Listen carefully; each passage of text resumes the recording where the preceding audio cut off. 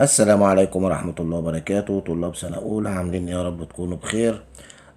هنحل مع بعض التقييم الأسبوعي العاشر برمجة وذكاء اصطناعي.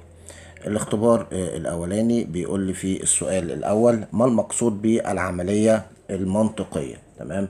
العملية المنطقية دي عملية بتنفذ باستخدام الأرقام الثنائية صفر وواحد. تمام. الصفر ده يا جماعة معناه خطأ. ماشي، معناه ايه؟ خطأ. كأنك كده مثلا بتحل ايه سؤال صح وغلط. الصفر ده معناه خطأ، وواحد ده معناه ايه؟ معناه صحيح. تمام كده. يبقى العملية المنطقية هي عملية بتنفذ باستخدام الأرقام الثنائية صفر وواحد. طيب، نروح لرقم اتنين. الدائرة المنطقية بتستخدم لإيه يا جماعة؟ بتستخدم لتنفيذ العمليات المنطقية. تمام، بتستخدم لإيه؟ لتنفيذ العمليات المنطقية. يبقى إذا هنا الدائرة المنطقية في علاقة بتربط ما بينها وما بين العملية الإيه؟ المنطقية. إزاي؟ الدائرة المنطقية بتنفذ العمليات الإيه؟ المنطقية. تمام. بتنفذها ازاي؟ بتنفذها على الاشارات المنطقية صفر وواحد اللي احنا لسه متكلمين عليها. بتنفذها على الاشارات المنطقية اللي هي الايه؟ صفر وواحد. طيب، رقم ثلاثة. أي من البوابات التالية تخرج واحد فقط عندما تكون جميع المدخلات واحد؟ طبعا البوابة أند هي اللي بتخرج واحد فقط عندما تكون جميع المدخلات ايه؟ جميع المدخلات واحد. طيب، نروح للسؤال رقم أربعة. بيقول لي: أي من التالي يعبر عن دائرة العاكس؟ نوت. دائرة العاكس نوت ديت بتخرج العكس من قيمة المدخل. بتخرج العكس من قيمة الايه؟ من قيمة المدخل. يعني مثلا الواحد تخليه ايه؟ صفر. ده العكس. والصفر تخليه ايه؟ تخليه واحد. يبقى ده معنى ايه؟ تخرج العكس من قيمة الايه؟ المدخل. يعني الواحد هتقوم ايه؟ العكسه. ما هو الواحد عكسه الصفر، مش احنا قايلين واحد معناه صحيح وصفر معناه خطأ؟ يبقى واحد هنا عكسها ايه؟ عكسها الصفر. تمام. ده معنى تخرج العكس من قيمة الايه؟ من قيمة المدخل. نروح بقى للاختبار التاني. بيقول لي في رقم واحد: أي من التالي يوضح وظيفة بوابة او ار؟ اللي بيوضح وظيفة بوابة او ار، ماشي، الاختيار بقى هنا: تخرج واحد إذا كان هناك على الأقل مدخل واحد. إذا كان هناك على الأقل يا جماعة مدخل واحد. طيب، نروح لرقم اتنين: جدول الصواب. تعالوا بقى هنا ايه؟ نتكلم على جدول الصواب. جدول الصواب، ماشي، تروس تيبل، يستخدم لإيه؟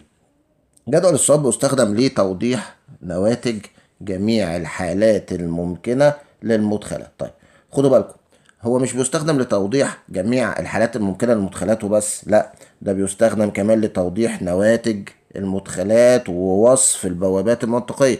تمام. يبقى إذا هنا هو بيستخدم لتوضيح جميع نواتج الحالات الممكنة، زائد برضو بيستخدم في وصف البوابات المنطقية. يعني اكتبوها برضو بقية استخداماته، جايز تجيلكوا في امتحان الشهر ولا حاجة.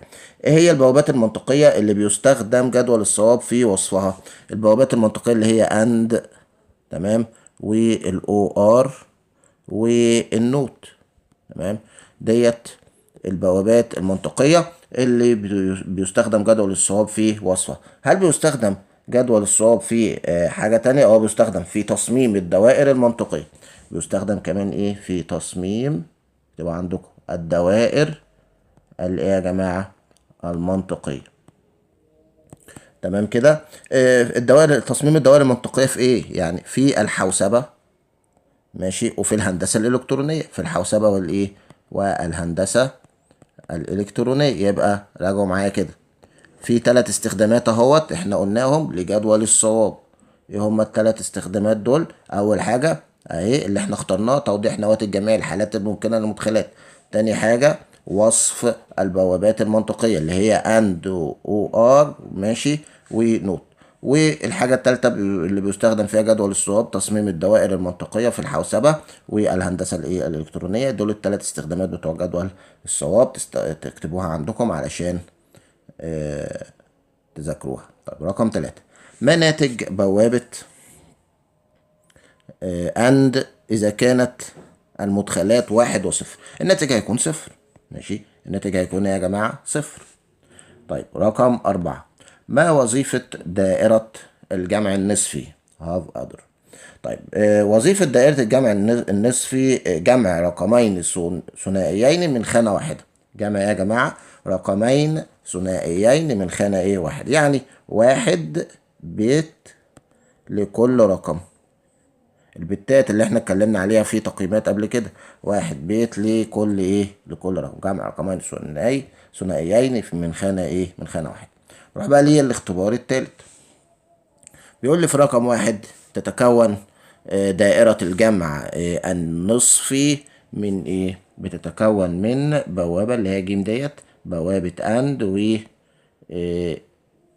اكس او ار. طيب بوابة اند ديت بتستخدم في ايه؟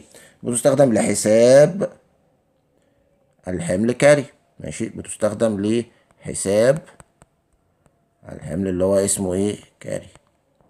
طيب والبوابة التانية اللي هي ايه؟ اكس وار دي بتستخدم ليه؟ لحساب المجموع.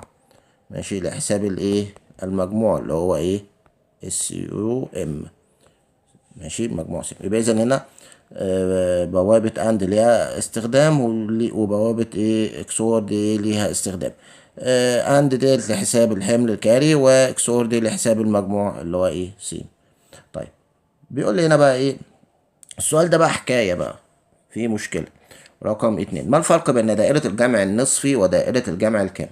طيب دائرة الاختيار الأولاني دائرة الجمع الكاملة بتأخذ في الاعتبار النقل. الإجابة دي صح، هو فعلا دائرة الجمع الكامل بتأخذ في الاعتبار النقل كاري. تمام. طيب وفي ب بيقول لي دائرة الجمع النصفي أسرع في الحساب. هي فعلا أسرع في الحساب من دائرة الجمع الكامل، يبقى إذا أ وب دول هينفعوا. تخيلوا. طب تعالوا نشوف ج.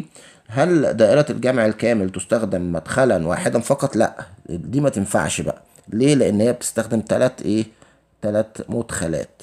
بتستخدم ايه يا جماعة؟ 3 مدخلات. تعالوا نشوف د. دائرة الجمع النصفي يعمل فقط في العمليات المنطقية؟ لا، دي ما تنفعش. ليه؟ لأن دائرة الجمع النصفي بتستخدم في العمليات المنطقية والعمليات الحسابية كمان. والعمليات الايه؟ الحسابية، وتستخدم كمان في تنفيذ العمليات الايه؟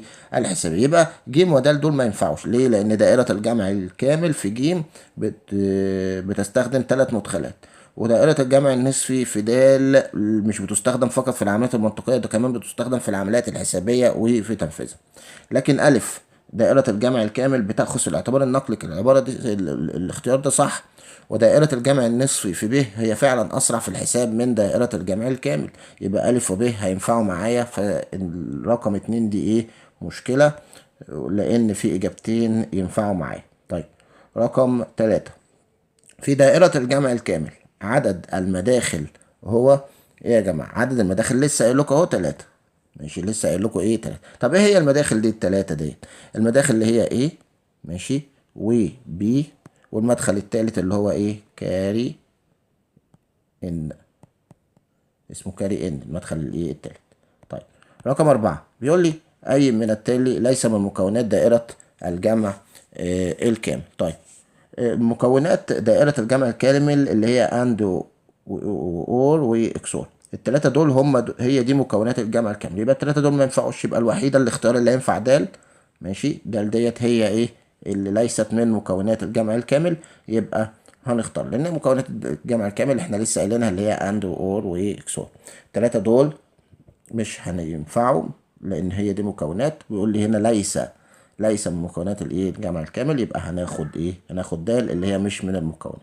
كده نكون خلصنا التقييم الأسبوعي العاشر برمجة وذكاء اصطناعي، وسبق ونزلنا التقييم العاشر تربية دينية إسلامية، ونزلنا التقييم العاشر فلسفة ومنطق. بالتوفيق للجميع، والسلام عليكم ورحمة الله وبركاته.